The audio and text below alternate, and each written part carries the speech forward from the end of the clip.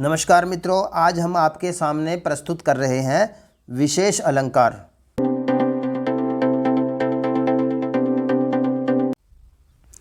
जैसे कि नाम से ही स्पष्ट होता है, ये अलंकार कुछ विशेष होता है, कुछ विशेषता होती है इसके अंदर।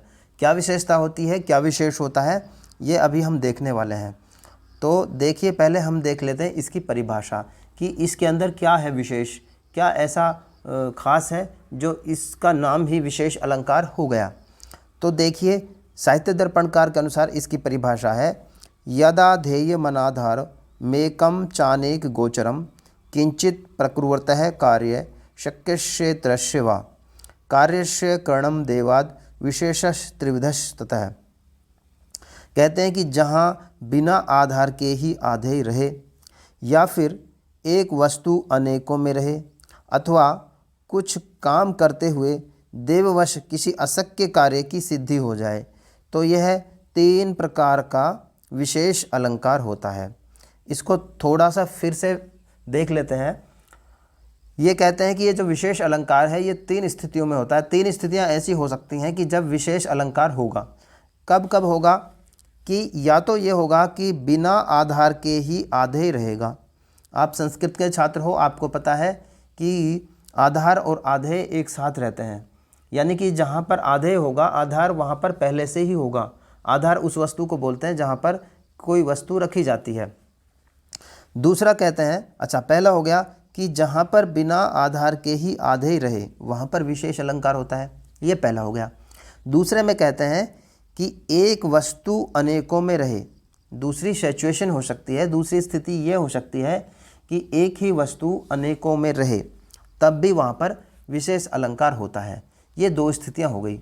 तीसरी स्थिति में कहते हैं कि कुछ काम करते हुए देववश किसी अशक्य कार्य की सिद्धि हो जाए, कि हम कर रहे थे कोई एक काम और अचानक ही उस कार्य को करते हुए दूसरे कार्य की सिद्धि हो गई, तो वहाँ पर भी कौन सा अलंकार होता है, विशेष अलंकार होता है। तो इस तरह से ये 3 स्थितियाँ थी जिनमें विशेष अलंकार होता है। अब आइए इनके एक एक करके उदाहरण देख लेते हैं। सबसे पहला था कि जहाँ बिना आधार के ही आधेय रहे। पहली स्थिति हमने देखी थी कि जहाँ बिना आधार के ही आधेय रहे, तो इसी का उदाहरण देखिए। कहते हैं, साहित्य दर्पण से ही ये उदाहरण है।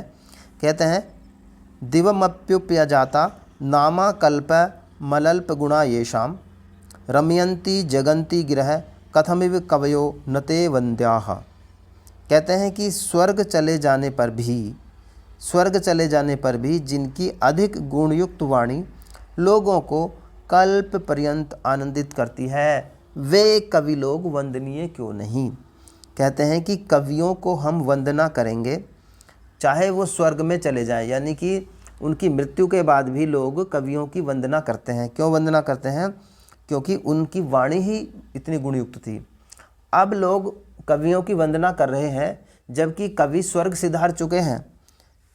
ये इसमें विशेष है कि लोग जो है उनकी वंदना कर रहे हैं। क्यों वंदना कर रहे हैं? क्योंकि उनकी वाणी अच्छी थी और जबकि वो स्वर्ग सिधार चुके हैं। यानी कि यहाँ पर आधार तो है ही नहीं और उसके बाद भी आधेय की बात की जा रही है, तो इसलिए यहाँ पर होता है विशेष अलंकार। ये पहला था। दूसरा उदाहरण, दूसरा देखिए क्या था। दूसरी स्थिति थी कि जहाँ एक ही वस्तु अनेकों में रहे। तो एक वस्तु अनेकों का उदाहरण देखते हैं।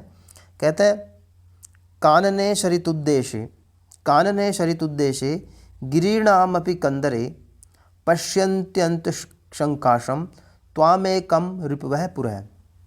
कहते हैं कि वन में, नदी पर और पर्वतों की कंदराओं में भी सभी जगह शत्रु लोग यमराज के तुल्य तुम्हें देखते हैं।